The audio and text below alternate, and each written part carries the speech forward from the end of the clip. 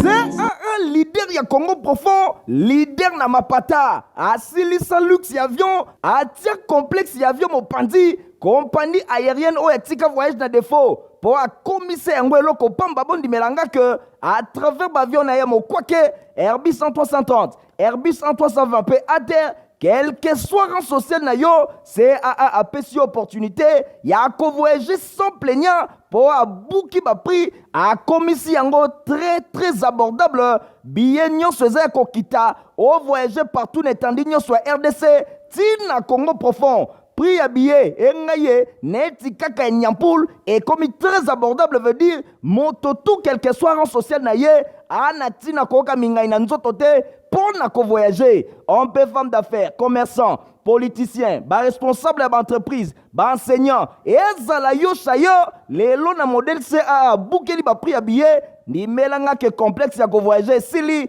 pour a tafouni ba prix, et commis très abordable. CAA a tiré bino les sous 5 fréquences mokoka par semaine, na destination Kinshasa, Goma, Kinshasa, na Airbus 330 na ye, 9 fréquences mokoka par semaine, na destination Kinshasa, Lubumbashi, Kinshasa, en raison de 7 fréquences na Airbus 330, P2 fréquences na Airbus 320. Et silité, 2 jours par semaine, vol à Kinshasa, Lubumbashi, Kinshasa, et Kobanda Kozala avant midi et après-midi. Ah, CAA, Osaka Boepoa Nini, au commissaire ko voyager na Congo profond, na first class, veut dire première classe, Masolo et Sili, luxe pe noblesse ya Nyama, mais na Congo profond, mon côté na terrain, CAA, mfumu ya mapata.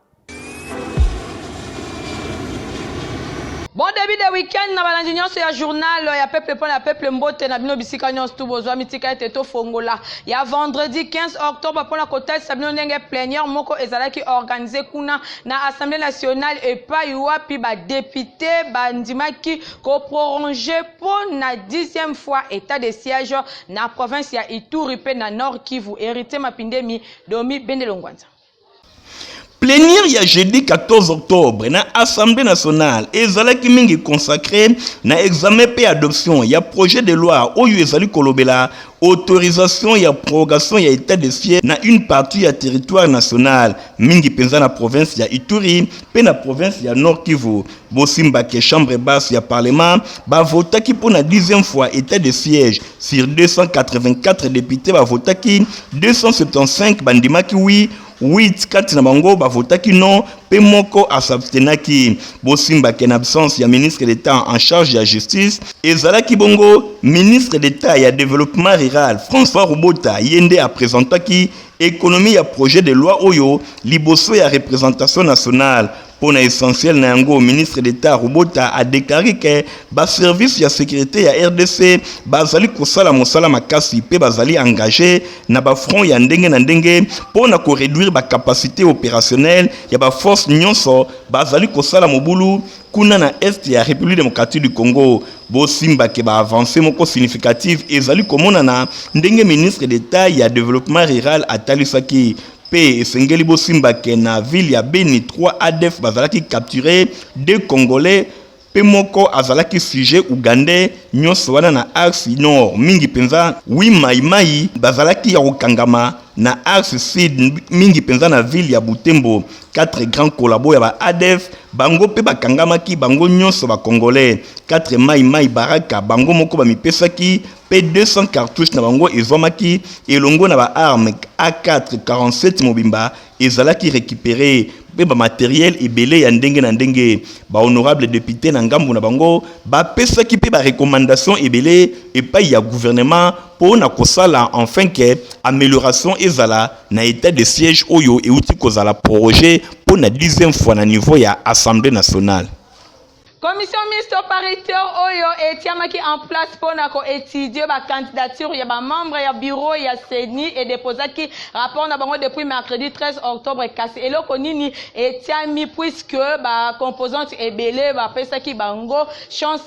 na commission oyo bolanda réflexion oyo info lingala esali libino. Commission paritaire ya Assemblée nationale et déposaki rapport na bango depuis mercredi eleki commission oyo ekambamaki na président André Mbata oyo azali kokamba commission PAJ ya Assemblée nationale. Bosimbake rapport oyo malgré ezalaki déposé kasi observateur bazali komona ke commission oyo ezalaki na mosala moko makasi pamba te ba composante ebele baboyaki kotika rapport na bango to kotika bakombo ya ba membre na bango na bureau ya commission électorale nationale indépendante pe na plénière ya CENI. Ba divergence ezalaki mingi voire même commission oyo batu ya FCC babwakisaki yango kasi commission oyo esali mosala pendant tango molai ba déposer rapport na bureau ya Assemblée nationale afin que Assemblée nationale aye bana ko examiner rapport na bango na ndenge ba traitaki ba différentes candidatures ya ba oyo ba pesaki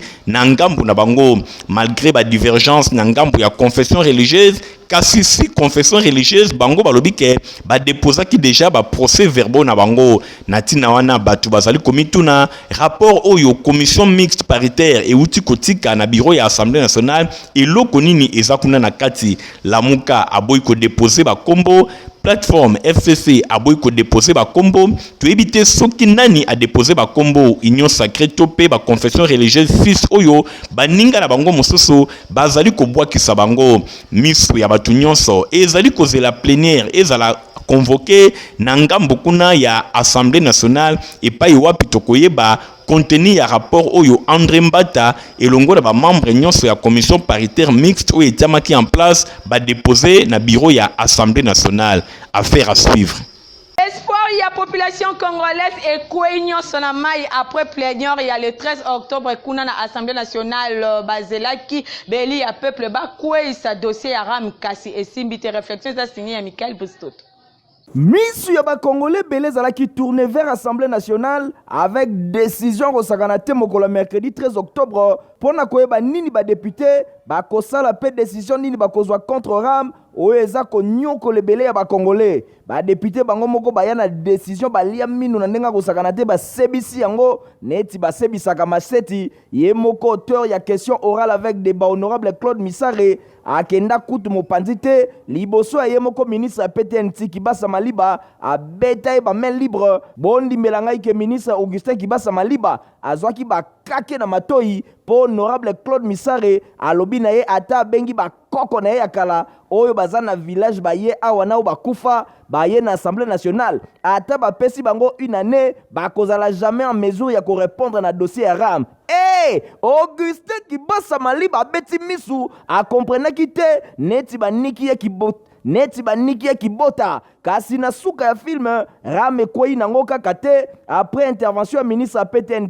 ba Congolais ba monaki situation oyo lokola bombo oyo si epanzani ebebisi masolo nyonso elingi koloba massacre Ram eza kosala na ba crédit ya batu eza nanu mosika ya kosila Ram oyo ekomi lokola Mongoli tope monstre à 4 têtes bana mboka bazoyeba te nani akosukisa yango ba député oyo batielaki mitema baniata Augustin Kibasa Maliba lozaze akosakana te ala la kao histoire ya Ramesila e mama bakoki na bango kute loko te totuni nani aza kobatela ministre ya PTN na Ram na ye e bongo bino balobeli ya peuple bondi melangai ke méchant peuple akomi nango oyo bino boza kopesa ye confiance na ye apesaka bino azotuna lelo est-ce que bokenda na bino kokoma bakopera na Assemblée nationale to nini peuple oyo vota bino aboyi na ye Ram bozomona to te batu balembi balobi trop c'est trop Ram il faut esila. Na basola primati bosengali koyeba ke premier ministre Jean-Michel Sama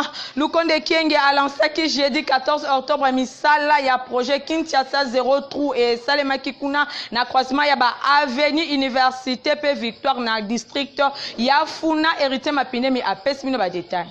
Projet oyo intervenir kaka na mikolo mikie na sima te président ya République Félix Antoine Tshisekedi Tshilombo ko pesa ndingisa la gouvernement na dernière réunion ya conseil ya ba ministre et pona ko envisager ba voie pe moyen pona ko éradiquer ba embouteillage na ba bouchon oyo ekomi limesano na ville province ya Kinshasa ko yeba na ko cultiver civisme routier et pas ya ba conducteur automobile bo simba ke na lancement ya projet oyo premier ministre Jean-Michel Sama Lukonde Kenge affichaki na polele ambition na objectif ya gouvernement ya République na kosukisa mikakatano oyo eza kopesa pasi na bakumbi mituka batambola malamu na nzela. Mais au-delà de ça, le problème de civisme.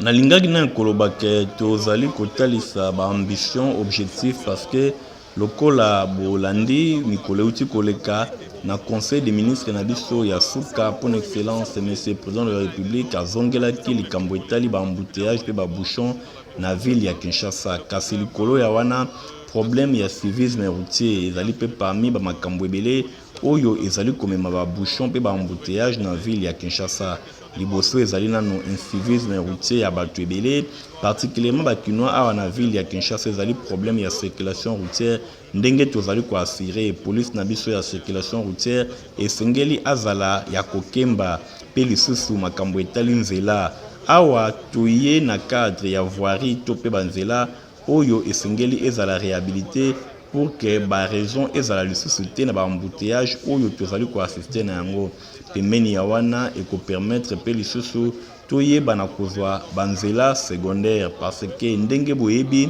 ezali komema circulation na ndenge ya passe na ville ya Kinshasa yango nde biso to constater ki to multiplier ba axe secondaire ekoki ko désengorger to pe ko fongola banzela o ya kala. Donc eza na cadre ya ko répondre lisusu na vision to instruction ya chef de l'État Félix Antoine Tshisekedi Tshilombo pour améliorer quotidien ba Kinois en particulier pe ba Congolais en général na likambo etali circulation routière. Bosimba ke chef ya gouvernement a encouragé ki ministre ya ba travaux publics pe ba infrastructure oyo azako piloter ba misala ya projet oyo et pa yuapi azako sala yango en collaboration na ville province ya Kinshasa et longo na trésor public pe boyeba ke projet ya Kinshasa 0 trou oyo eza initiative ya gouvernement ya République na instruction ya chef de l'État Félix Antoine Tshisekedi Tshilombo. Totikala kaka na ngamba primature pona kotalisa bino lisusu ndenge premier ministre Jean-Michel Sama Lukonde Kenge asalaki jeudi 14 octobre 2021 kuna na hôtel Campo ouverture officielle ya ba travaux ya atelier ya validation pe ya document ya politique scientifique nationale. Premier ministre Jean-Michel Sama Lukonde Kenge a procédé à la ouverture officielle. Il y a des travaux, il y a atelier, il y a validation, il y a documents, il y a politique scientifique nationale. Bo sengeli koye bake atelier oyo ezala ki chapeauté na ministère ya recherche scientifique pe innovation technologique na collaboration na UNESCO. Objectif principal ezali ya kodote na RDC politique moko scientifique pona kolonga oyo epesaka pasi tango nyoso surtout que politique yango esengelaka ebimisa makambo ya malonga pona plan ya action stratégique pona mise en œuvre. Bosimba lisusu ke atelier oyo ezalaki organisé sous le haut patronage ya président de la République Félix Antoine Tshisekedi Tshilombo yango ekosala 3 jours c'est-à-dire du 14 au 16 octobre oyo bato ya ndenge la ndenge esengeli bazala wana totangi bongo ministre ya recherche scientifique, secrétaire général ya ministère ya recherche scientifique, représentant pays ya UNESCO, ba chercheur pe bato ya bongo na bongo. Na occasion, Dr Jean-Jacques Muyembe azalaki honoré et pai wapi ba pesa ki diplôme de mérite pour ndenge a contribuer à makasi na avancement ya science ya République démocratique du Congo. Oyo signature ya mise en œuvre ya accord ya convention ezalaka conclu na 2013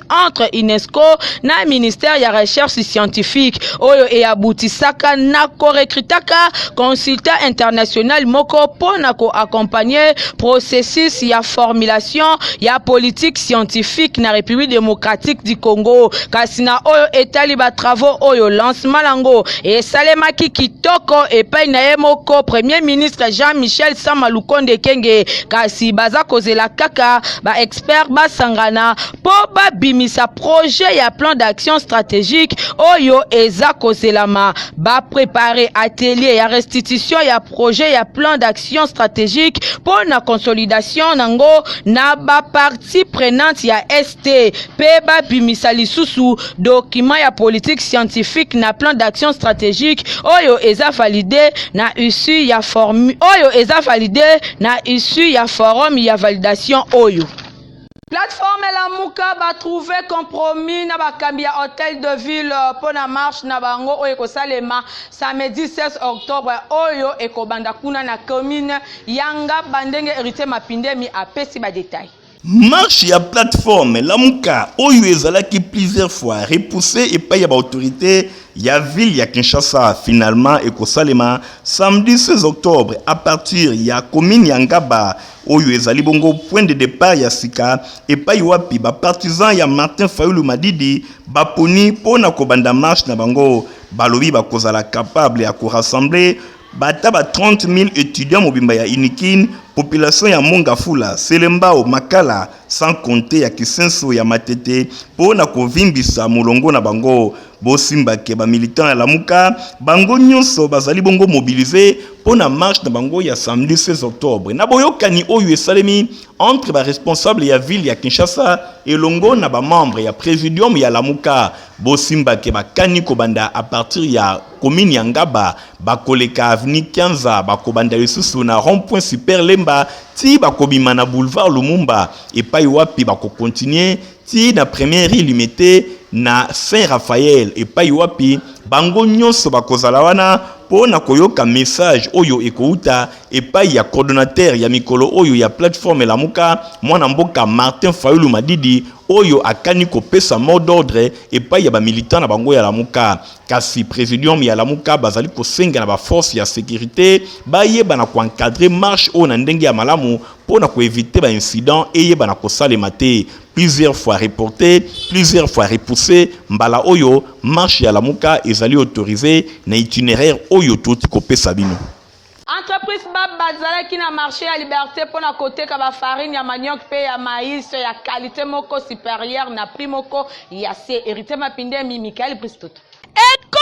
le Bosolo qui a dit que le peuple d'abord oyo mokonzi mboka aloba et kotika la slogan ya pamba di bondi melangai ke tango ya masano esili eza lisusu ndoto te likanisi oyo na bokambemi ya ministre ya agriculture programme volontariste agricole ezumo bange na vitesse ya kosakana te elongo na lisungi ya entreprise Bab boye après une année ya mosala ekuba bondi melanga ke temps ya commercialisation ya ba produits agricoles oyo et salemi awa na mboka ekoki na pointe farine de manioc to fufu masango peloso bondi melanga ke fufu na masango nyoso et salemi na mobange na qualité supérieure pe esi ekomi Kinshasa nyoso na bokasi ya entreprise Bab boye awa bokozwa moko ya point de vente ya basaki ya fufu pe masango ya 25 kg na marché ya liberté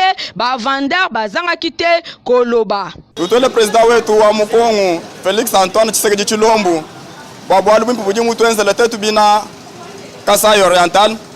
bwalu bwa mutu jimi na matala akwankwaji matala jato ambulisha mukaso abange ejibe nungwemu tudi mukaso abanga kola bakashinyibana nungumbula makasi. En tout cas, chef de l'État a continué Moussala Oyo et ça très malin, mais c'est plus si Mboka. En tout cas, va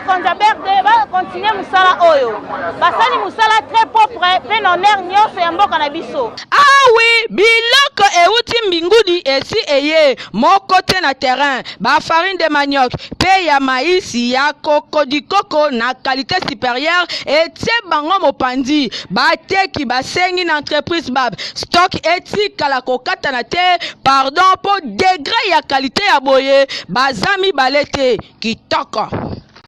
Compagnie africaine d'aviation CA a teba prix ya kitoko na Airbus A320 P A330 pour na ko permettre motonio à voyager na ba condition ya kitoko. Michael Bristoto.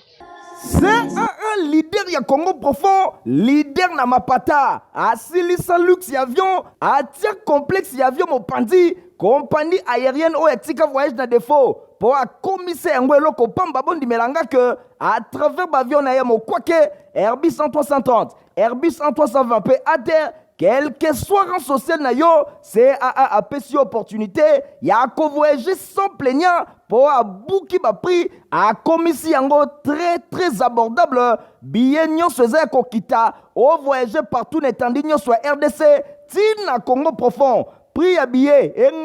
neti kaka nyampoul, et comme très abordable veut dire, moto tout quel que soit rang social na ye, anatina koka mingai na nzoto te, pour na ko voyager. Homme, femme d'affaires, commerçant, politicien, responsable d'entreprise, enseignant, et ezala yo chayo, les lots na modèle CAA, boukeli ba prix à billet, ni melanga que complexe ya ko voyager, sili, pour tafouni ba prix, et commis très abordable. CAA a tiré bino les sous 5 fréquences mokoka par semaine, na destination Kinshasa, Goma, Kinshasa, na Airbus 330 na ye, 9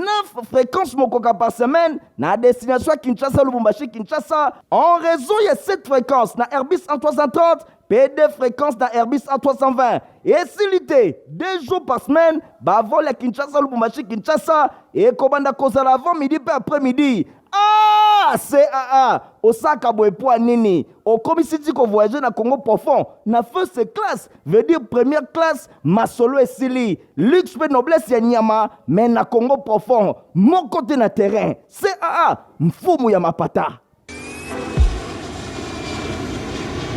Nasobo Simba ki Amos Mbayo Kitenge a se succédé na présidence ya comité olympique congolais COC na mokuse ba élection et salema ki jeudi 14 octobre 2021 ndenge Anamon Pumpa a pesi ba détail. Marcel Amos Mbayo Kitenge a se succédé na Yemoko pour na 4 ans lisusu. Bosimba que surprise ezalaki te. Marcel Amos Mbayo Kitenge yende abimi président ya comité olympique congolais COC na mokuse. Esengeli bosimba ke assemblée générale ordinaire pe élective et salemaki jeudi 4 octobre na ville ya Kinshasa. Ba candidat ebele bazalaki kaka bango moko, bazalaki na ba concurrence soki mokete. Ba élection ezalaki déjà joué d'avance, ndenge ba observateur ebele bazali kotalisa. Pambate ba poste ebele ezalaki kaka na candidat moko. Bota la liste ya bato ndenge baleki. Président ezali bongo Amos Mbayo Kitenge. Premier vice-président ezali René Ngiebe. Deuxième vice-président Christian Matata. Troisième vice-président Ferdinand Ilunga Luyoyo. Quatrième vice-président ezali bongo Pichu Bolenge. Boyemutu abimi secrétaire général ezali Alain Badiachile. Secrétaire général adjoint Honoré Mazombo. Trésorier général Roger Bondembe. Trésorier général adjoint ezali bongo François Kabulo Mwana Kabulo. Pona oyo etali ba membre ezali Jean de Dieu Oleko. Bienvenue Matenda, José Bonenge, Jean-Claude Eyale, Désiré Bonina, Mike Chufuchi, Madeleine Ekene, P. Joseph Nzaou Wanzaou. Bangonde bazali élu pour na mandat ya 4 ans, bako diriger comité olympique congolais. ONG Congo de l'espoir ya mwana mboka maotwene bazo sunga bato po bayeba na kozwa ba bourse ya bamboka lokola Chypre pe en même temps baza kopé sa formation en langue pe na informatique. Michael Bristoto, Stéphanas Kandi.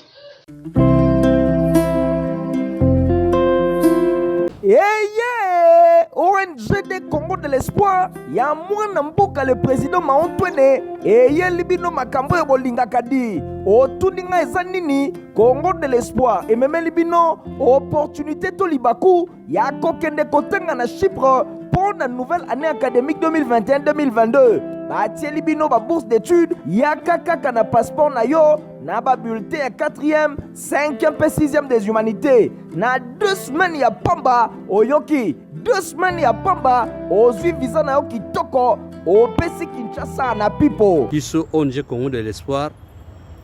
tolobi toza mieux placé pour ko faciliter bino ba démarche na courte durée na 2 semaines ya pamba olonge Kinshasa okei kotanga na Chypre. Esilité tellement soucieuse et instruction ya bana mboka ONG de Congo de l'espoir et tielibino mo bangé na salle informatique avec zamba ya ba machine théorie na pratique nyonso eza kotambola elongo kasi yoka tolengeli pe ba formation ya langue informatique na ba nyonso oyo baniko yekola et pas na biso nyonso eza ofele. Merci beaucoup.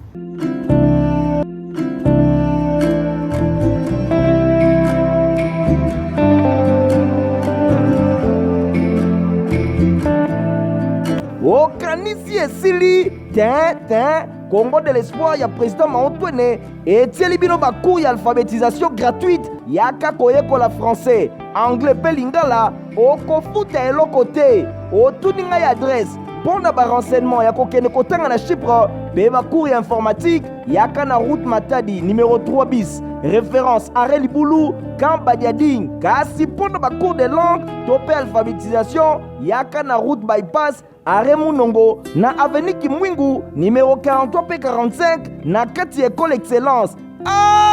Congo de l'espoir, président Maotwene balobi toujours derrière vision et gratuité enseignement prôné na président de la République Fachi Béton Boye.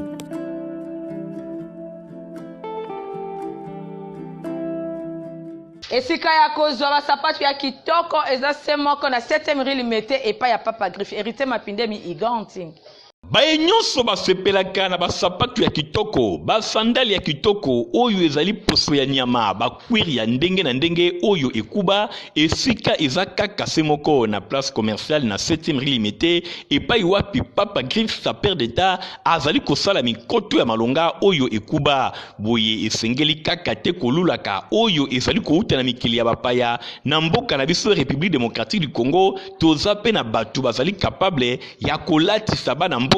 na biloko ya malonga ndenge Papa Griffe sa père d'état ye azali kosala biloko oyo ekuba rien envié na oyo ezali kouta na mikili ya bapaya yango oyo ezali kosalema okiti kaka na 7e rue na commune ya Limete na place commerciale omoni mbala moko Papa Griffe otali ofungoli monoko la musala maboko. Voilà pourquoi Papa Griffe sa père d'état coordonné un frère na boulot ya Jimmy Winston na beti mbunda pona nini client nyonso aye awa azanga koloba teke bakongole bamitema mabe azanga koloba teke bakonza mboka bamitema mabe botunanga pona nini botana ba œuvre artistique oyoyo souci ya Papa Griffe ezalaka nini chinois bapetio na bachinois bakolatisa biso te soki babi na karateka oui mais na ndenge pena ya makambo forme population congolaise ntango azolata babora bachinois baturke et ça la mawa trop même na bawara mais souci ezali population là ta vrai mais ba autorité mboka bazo comprendre te ezo ça la souci ya trop imaginez bino moko taneti babiloko o na lati awa mundela auta na mboka na aya sombi akenango mais na mboka na biso batu bazo somba ebele mais ezo koka kolatisa population nyonso tout. Donc on a signé na bakonza mboka président de la République premier ministre ya primature ndeko na biso sama aux agents. Donc bon mekana ko solola entre bino na bino conseil des ministres bo betana le solo Papa Griffe sa père d'état. Donc na sali trop na mboko yo et vous allez bien ceux qui vont soutenir population congolaise à l'attaquer loka bien. ezali boye bandeko nyonso bokende musika te pamba te basoulier to bachaussure ya Papa Griffe azali kosala ekomi kobima ti na mikili ya libanda bino moko bana mboka esengeli bo profiter na yango na ba prix moko abordable hors de toute concurrence ba prix oyo ekosepelisa bino epai ya Papa Griffe sa père d'état. Singa nzela na boucler journal ya peuple pour la peuple merci mingi na Francis Kanza lokoka oyo azalaki na sima caméra journal ezalaki monté et pa na ye moko ingénieur Fabrice Lundombi kaka ndenge na mesana koloba info lingala ezaka supervisé et pa na ye moko héritier mapinde mibande kobotika na malamu ngala bino tokuta semaine prochaine au revoir. C'est un leader ya Congo profond, leader na mapata, asilisa luxe ya avion, atia complexe ya avion mopandi, compagnie aérienne o etika voyage na défaut, pour akomise yango eloko pamba bondi melanga que à travers l'avion na ye mokwake Airbus 1330, Airbus 1320 pe à terre quel que soit rang social na yo, CAA a pesi opportunité ya ko voyager sans plaignant pour abouki ba prix a komisi yango très abordable billet nyonso eza kokita o voyager partout n'étendue nyonso RDC tina Congo profond. Prix à billet, engaye, neti kaka nyampoul, et comme très abordable veut dire, moto tout quel que soit rang social na ye, anati na koka mingai na nzotote, pour na ko voyager. On peut femme d'affaires, commerçant, politicien, responsable d'entreprise, enseignant, et ezala yo chayo, les lots na modèle CAA, boukeli ba prix à billet, ni melanga que complexe ya ko voyager, sili, pour atafouni ba prix, et commis très abordable. CAA a tieli bino sous 5 fréquences mokoka par semaine, na destination Kinshasa, Goma, Kinshasa, na Airbus en 330 na ye, 9 fréquences mokoka par semaine, na destination Kinshasa, Lubumbashi, Kinshasa, en réseau il y a 7 fréquences, na Airbus en 330, P2 fréquences na Airbus en 320. Et s'il 2 jours par semaine, vol à Kinshasa, Lubumbashi, Kinshasa, et Kobanda Kozala avant midi puis après-midi. Ah, CAA, Osaka Boepoa Nini, au commissaire ko voyager na Congo profond, na first class, veut dire première classe, Masolo et Sili, luxe et noblesse ya Nyama, mais na Congo profond, mon côté na terrain, CAA, Mfumu ya Mapata.